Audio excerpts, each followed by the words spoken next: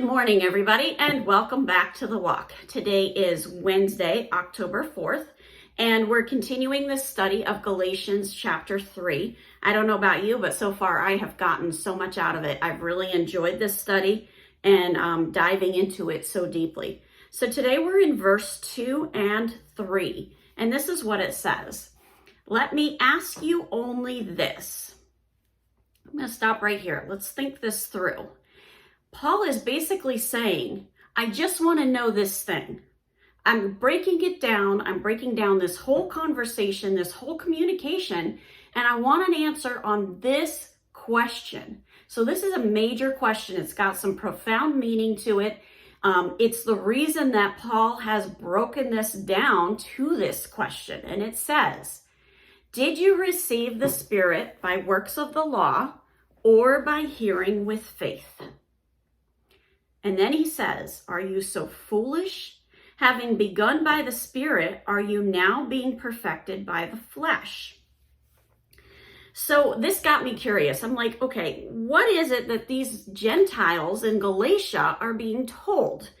And what they're being told is that they had to come under the law of Moses, which is the Old Testament law.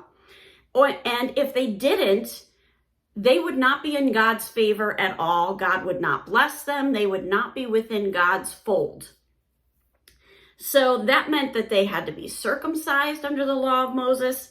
And as soon as that operation has happened and that they are molded into following that law, then the Holy Spirit would be poured out on them. So it was this system where they were being told by other Galatians and other Gentiles that you have to earn your way to that salvation. You have to be good enough at following the law in order to get the Holy Spirit. But that is not what Jesus taught us. That is not how it really is. The way it really is we enter into this relationship with Jesus Christ and we say, we want to be a part of this family. We want to be a part of the followers of Jesus Christ. And the Holy Spirit is poured onto us. We don't have to earn that. That is part of God's grace. What these Galatians are being told by other Gentiles and other Galatians, it's not what Paul had taught them, is that they have to, that it's peeling away that grace. It's that spirit of religion pulling away the grace. Anybody that's telling you you have to follow the law to the letter is peeling away the grace. That law is still valuable. Yes, that law still points out the sin, but that law is not what we are obedient to.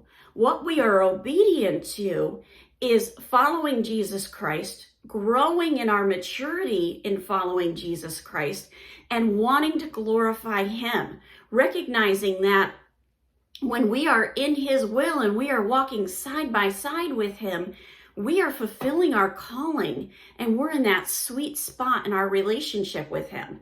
And when we choose not to be obedient and we choose not to stay close to Him, we're the ones that moved away.